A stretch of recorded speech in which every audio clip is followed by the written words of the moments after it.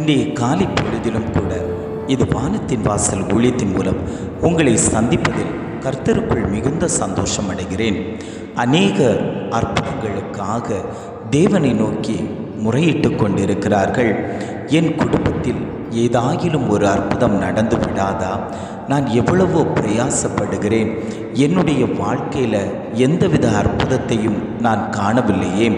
என் பிள்ளையினுடைய வாழ்க்கையில் எந்தவித அற்புதத்தையும் காணவில்லையே. கல்வி விஷயத்தில் எந்த ஒரு அற்புதத்தையும் காணவில்லையே. என் சரீரத்தில் இருக்கக்கூடிய வியாதியில் ஒரு அற்புதம் நடைபெறாதா? என் கடன் பாரத்தில் ஒரு அற்புதம் நடைபெறாதா? ஊழியத்தில் ஒரு அற்புதம் நடைபெறாதா? தொழில் விஷயத்தில் ஒரு அற்புதம் நடைபெறாதா? இப்படி பல பேர் பல அற்புதங்களுக்காக தேவனிடத்தில் முறையிட்டு கொண்டிருக்கிறார்கள். ஆண்டவர் சொல்லுகிறார், நான் உங்களுக்கு அற்புதம் செய்வேன், நான் உங்களுக்கு அற்புதம் செய்வேன் என்று ஆண்டவர் இன்றைய காலை பொழுதில் ஒவ்வொரு குடும்பங்களையும் பார்த்து அவர் பதில் கொடுத்து கொண்டிருக்கிறார். இன்றைய காலை பொழுதிலும் கூட ஆண்டவர் நமக்கு தரக்கூடிய நல்ல வார்த்தை என்னவென்றால், யோசுவா 3ஆம் அதிகாரம் 5ஆம் வசனம் இவ்வாறாக சொல்லுகிறது. யோசுவா ஜனங்களை நோக்கி, உங்களை பரிசுத்தம் பண்ணி கொள்ளுங்கள், நாளைக்கு கர்த்தர் உங்கள் நடுவிலே அற்புதங்களை செய்வார். இன்றைக்கு உங்களை பரிசுத்தம் பண்ணி கொள்ளுங்கள், நாளைக்கு உங்கள் நடுவிலே கர்த்தர் அற்புதங்களை செய்வார் என்று வசனம் சொல்லுகிறது. நாம் அற்புதத்தை பெற்றுக்கொள்ள வேண்டுமாயின் நமக்குள்ளாடியே ஒரு பரிசுத்தம் வேண்டும். பரிசுத்தம் இல்லாமல் எந்தவித அற்புதங்களையும் செய்ய முடியாது. இந்த இஸ்ரவேல் ஜனங்களை பார்த்து யோசுவா சொல்லுகிறான், உங்களை நீங்கள் பரிசுத்தம் பண்ணி கொள்ளுவீர்களே ஆனால் நாளைக்கு அற்புதத்தை காணப்போகிறீர்கள். நம்முடைய குடும்பத்தில் அற்புதம் நடக்க வேண்டுமாயின் நம்முடைய இருதயம் பரிசுத்தமாக்கப்பட வேண்டும், நம்முடைய சிந்தனை பரிசுத்தமாக்கப்பட வேண்டும், நம்முடைய செயல்கள் பரிசுத்தமாக்கப்பட வேண்டும், நம்முடைய நடக்கைகள் பரிசுத்தமாக்கப்பட வேண்டும். பரிசுத்தம் இல்லாமல் ஒருவனும் கர்த்தரை தரிசிக்க முடியாது என்று வேதம் அழகாக சொல்லுகிறது. அப்படியென்றால் நாம் பரிசுத்தமாய் இருந்து தேவ சமூகத்தில் கேட்கக்கூடிய ஒவ்வொரு விண்ணப்பத்துக்கும் ஆண்டவர் நமக்கு பதில் தருவார், அற்புதங்களை செய்வார், அதிசயங்களை செய்வார். குடும்பத்தில் இருக்கக்கூடிய இருளின் மந்தாரங்கள் விலக்கப்படும், பிள்ளைகளுடைய காரியத்தில் இருக்கக்கூடிய கட்டுகள் முறிக்கப்படும்.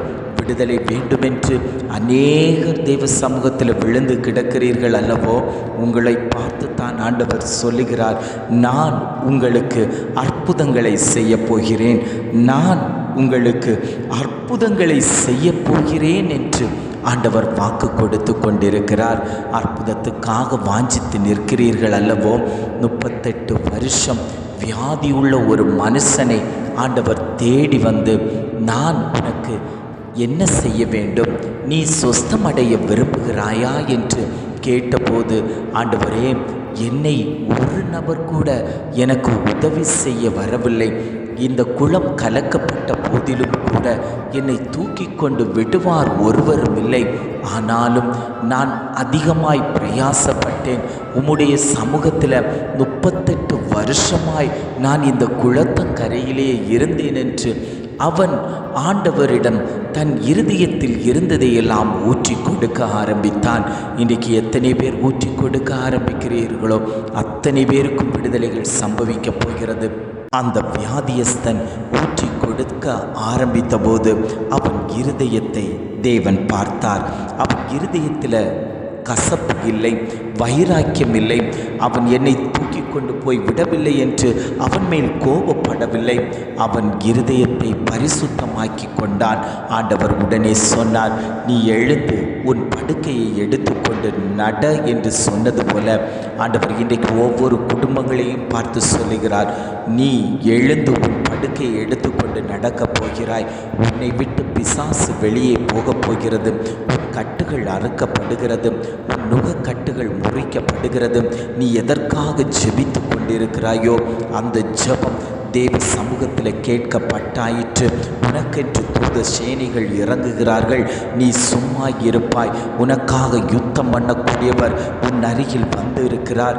நீ அவரை இறுக்கமாய் பற்றி கொள்வாயானால் உன் குடும்பத்தில் அற்புதம் நடக்கும், உன் குடும்பத்தில் அதிசயம் நடக்கும்.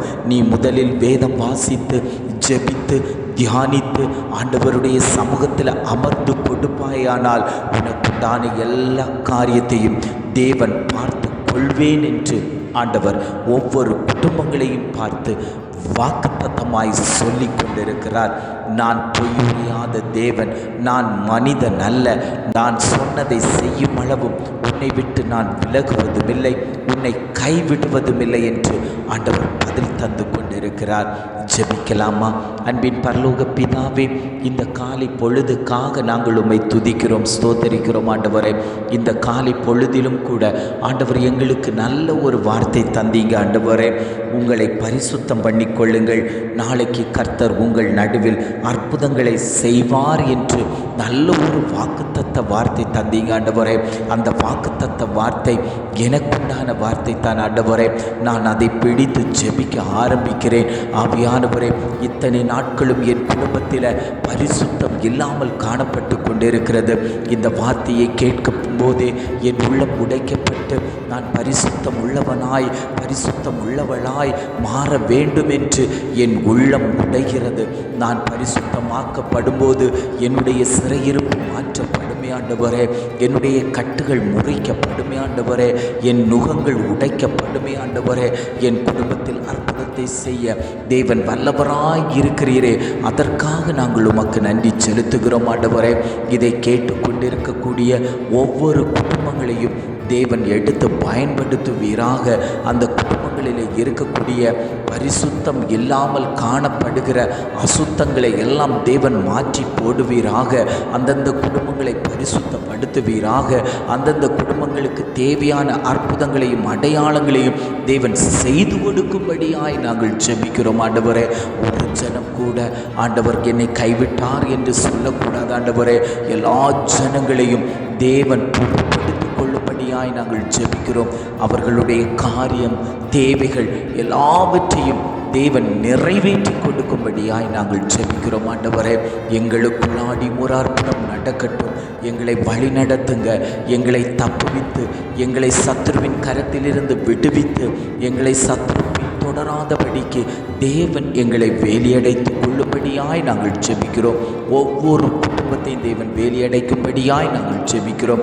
எங்களை தாழ்த்தி தருகிறோம். துதி கன மகிமை எல்லாம் உமக்கே செலுத்துகிறோம். மீட்பர் இயேசுவின் மூலம் ஜெபம் கேளும் நல்ல பிதாவே. ஆமேன், ஆமேன்.